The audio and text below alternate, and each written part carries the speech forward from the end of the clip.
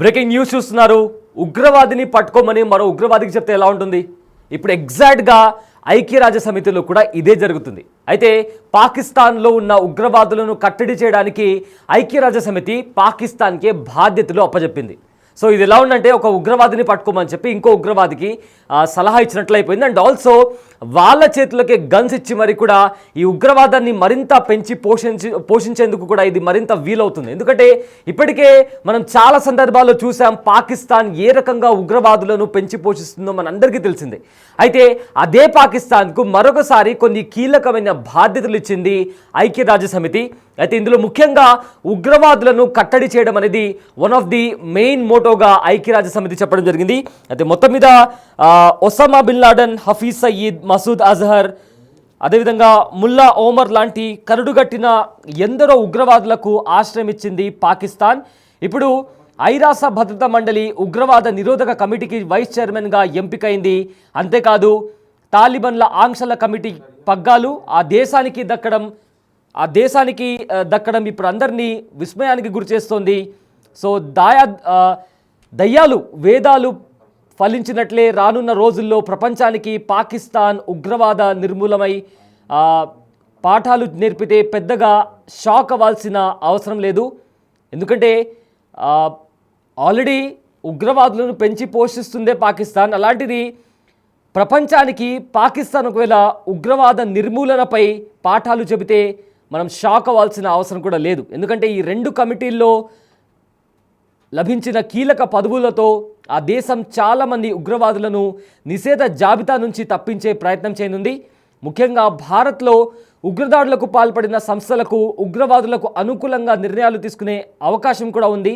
అంతేకాదు భారత్ను ఇరుకున పెట్టే చర్యలను చేపట్టే ప్రమాదం కూడా ఉండి గతంలో నలుగురు హిందువులను ఉగ్రవాద జాబితాలో చేర్చేందుకు పాకిస్తాన్ తీవ్రంగా ప్రయత్నించింది. మిగతా దేశాలు ఆ ప్రతిపాదన వెనుక కుట్ర గమనించి తిరస్కరించాయి. మళ్ళీ అలాంటి ప్రయత్నాలకు పాక్ పాల్పడే అవకాశాలు పుష్కలంగా ఉన్నాయి. అయితే ప్రజెంట్ ఐక్యరాజ్య సమితిలో ఉగ్రవాదులను కట్టడి చేసేందుకు పాకిస్తాన్కు కొన్ని కీలక బాధ్యతలు అప్పగించింది. దీంతో ఎందరో కరుడుగట్టిన ఉగ్రవాదులను ఇంటర్నేషనల్ టెర్రరిస్ట్ లిస్ట్ నుంచి కూడా పాకిస్తాన్ తీసే ప్రయత్నం జరుగుతుంది. అయితే అందులో ఇప్పటికే హఫీజ్ సయీద్, మసూద్ అజహర్, ముల్లా ఓమర్ లాంటి కరుడుగట్టిన ఎందరో ఉగ్రవాదులు కూడా ఉన్నారు. అయితే తాలిబాన్ల ఆంక్షల కమిటీ అథారిటీకి సంబంధించి ఎవరెవరున్నారు, అధికారులు ఎవరుంటారు, వాళ్ళకున్న అధికారాలు ఏంటి అని కూడా ఒక లిస్ట్ కూడా రిలీజ్ చేసింది. అయితే ఆఫ్ఘన్లో అధికారంలో ఉన్న తాలిబాన్ల ఆస్తుల జప్తును కూడా పర్యవేక్షిస్తుంది. ఏవైతే కమిటీ ఉందో ఆ కమిటీ ఇలా చేయడానికి వాళ్ళకు అధికారం ఉంటుంది. అయితే ఆయుధాల ఎగుమతులు దిగుమతులపై కూడా నిషేధం విధిస్తుంది. అండ్ ఆల్సో ఉగ్రవాద కార్యకలాపాలకు పాల్పడే తాలిబాన్లు నిషేధిత జాబితాలో చేరుస్తుంది.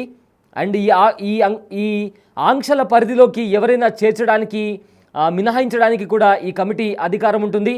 అండ్ ఆల్సో ఆఫ్ఘనిస్తాన్ భద్రతకు, శాంతికి తాలిబాన్లు ఏ మేరకు ముప్పు కలిగిస్తున్నారన్న అంశాలపై కూడా నివేదికలు తయారు చేస్తుంది. వాటి ఆధారంగా ఆంక్షలను తీవ్రం చేయడం లేదా తగ్గించడం చేస్తుంది. అయితే వాస్తవానికి ఐక్యరాజ్య సమితి భద్రతా మండలి ఉగ్రవాద నిరోధక కమిటీ చైర్మన్ పదవిపై పాక్ కన్నేసింది. చివరకు వైస్ చైర్మన్ హోదాతోనే సరిపెట్టుకోవాల్సి వచ్చింది. అయితే తాలిబాన్ ఆంక్షల కమిటీ పగ్గాలను దక్కించుకోవడం ప్రస్తుత సమయంలో పాకిస్తాన్కు కలిసొచ్చే అంశమే. ఎందుకంటే తాలిబాన్తో ఇస్లామాబాద్ సంబంధాలు అంతంత మాత్రంగానే ఉన్నాయి. ఇటీవల కాలంలో ఆఫ్ఘనిస్తాన్ భారత్కు దగ్గరవుతోస్తుంది. ఈ నేపథ్యంలో కాబూల్కు దగ్గరేందుకు ఈ ఆంక్షల కమిటీ చైర్మన్ పదవి పాక్కు ఎంతో ఉపయోగపడే అవకాశం ఉంది. అయితే పాకిస్తాన్ ఉగ్రవాదులకు పుట్టినిల్లే కాదు, మెట్టినిల్లు కూడా.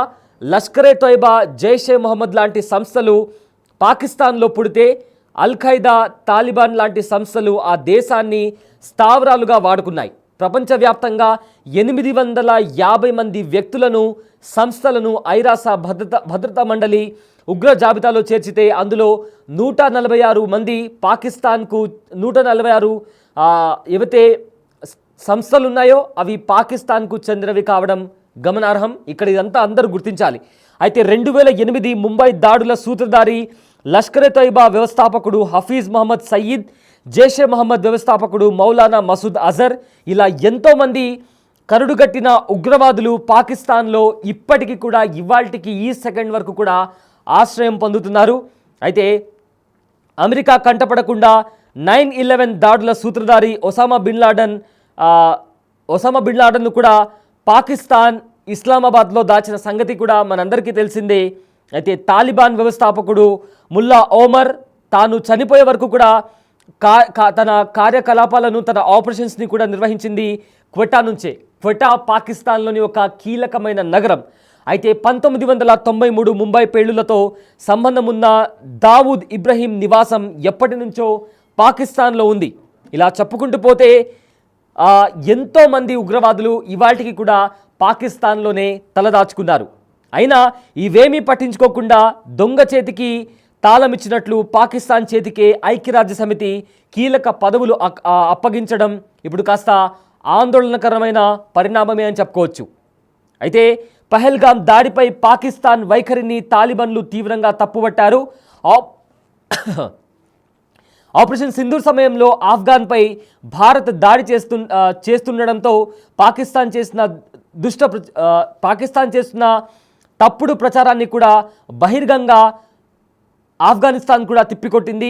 ఇటీవల భారత విదేశీ వ్యవహారాల శాఖ మంత్రి జయశంకర్ తాలిబాన్ విదేశాంగ మంత్రి ఆమిర్ ఖాన్ ముత్తఖీతో మాట్లాడారు. అయితే ఈ పరిణామాలను పాకిస్తాన్ సహించలేకపోయింది. అప్పటి నుంచి తాలిబాన్తో బంధం కలుపుకోవడానికి కూడా వేగంగా పావులు కదుపుతోంది. ఇటీవల ఆఫ్ఘన్, పాక్, చైనా విదేశాంగ మంత్రులు బీజింగ్లో కలిశారు. అయితే చైనా, పాకిస్తాన్ ఏదైతే కాబుల్లో కూడా వీళ్ళు కలుసుకోవడం జరిగి, సిపెక్లో కూడా కాబుల్లోనూ కలుపుకునేందుకు కూడా చర్చలు జరిగాయి. సో కంప్లీట్గా ఈ నేపథ్యంలో తాలిబాన్ల ఆంక్షల కమిటీ చైర్మన్గా పాకిస్తాన్ ఎన్నికవడం ఇదొక కీలక పరిణామం. ఎందుకంటే ఇప్పటికే పాకిస్తాన్ ఉగ్రవాదులను పెంచి పోషిస్తోంది అని చెప్పడానికి ఎన్నో ఎగ్జాంపుల్స్ మనం చూసాం. రీసెంట్గా జరిగిన ఆపరేషన్ సింధూర్లో కూడా ఉగ్రవాదులు చనిపోతే అక్కడ ఆర్మీ వాళ్ళు కూడా వాళ్ళ అంత్యక్రియలకు హాజరవడం, ఏకంగా పాకిస్తాన్ జాతీయ జెండాను ఉగ్రవాదుల శవపేటిక పైన పెట్టడం, ఇలాంటి ఎన్నో లైవ్ ఎగ్జాంపుల్స్ మనం చూసాం. అలాంటిది ఇప్పుడు పాకిస్తాన్కు కీలక పగ్గాలు, అది కూడా తాలిబాన్ల ఆంక్షల కమిటీ చైర్మన్గా కూడా పాకిస్తాన్ ఎన్నికవడం ఇప్పుడు ఎంతో కీలకమైన అంశం. ఎందుకంటే ఇప్పుడు ఆఫ్ఘనిస్తాన్లో ఉన్న తాలిబాన్ ప్రభుత్వం భారత్కు దగ్గర అవుతుండడంతో పాకిస్తాన్కి ఇది ఒక పెద్ద ఎదురుదెబ్బ. సో దీన్ని ఎదుర్కోవడం పాకిస్తాన్కి చాలా ముఖ్యం. ఎందుకంటే చైనా, పాకిస్తాన్, తాలిబాన్ వీళ్ళు ముగ్గురు కూడా రీసెంట్గా ఏదైతే సిపెక్కి సంబంధించి వాళ్ళు కాబుల్ని కూడా కలుపుకునేందుకు ప్రయత్నిస్తున్నారు. ఈ నేపథ్యంలో ఒకవేళ వీళ్ళు ఆఫ్ఘనిస్తాన్ వాళ్ళు భారత్తో కలిస్తే చైనాకు, అదేవిధంగా పాకిస్తాన్కు అదొక కోలుకోలేని ఎదురుదెబ్బ. దీంతో ఇప్పుడు ప్రజెంట్ పాకిస్తాన్ తాలిబాన్ల ఆంక్షల కమిటీకి చైర్మన్గా మారడంతో పాకిస్తాన్కు ఇది ఎంతో కీలకం, అదేవిధంగా ఎంతో ఉపయోగపడుతుంది. సో దీంతో ప్రజెంట్ కాస్త ఆందోళనకరమైన పరిస్థితి కనిపిస్తోంది. ఎందుకంటే ఒకవేళ దీంతో ఎవరైతే గ్రే లిస్ట్లో ఉన్న ఉగ్రవాదులను, పాకిస్తాన్లో ఉన్న ఉగ్రవాదులను ఆ లిస్టులో నుంచి తీసే ప్రయత్నం కూడా జరుగుతుంది.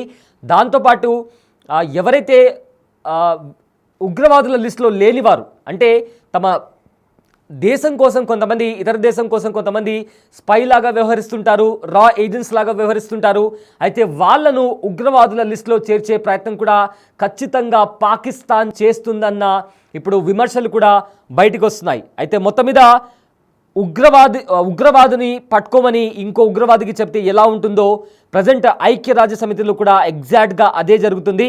ప్రపంచంలోనే ఉగ్రవాదాన్ని కేర్ ఆఫ్ చిరునామాగా అందరూ భావించే పాకిస్తాన్కు ఆ ఉగ్రవాదులను కట్టడి చేసే బాధ్యతను ఐక్యరాజ్య సమితి అప్పగించడంతో ఇప్పుడు కాస్త ప్రపంచవ్యాప్తంగా తీవ్ర విమర్శలు ఎదుర్కొంటోంది ఐక్యరాజ్య సమితి.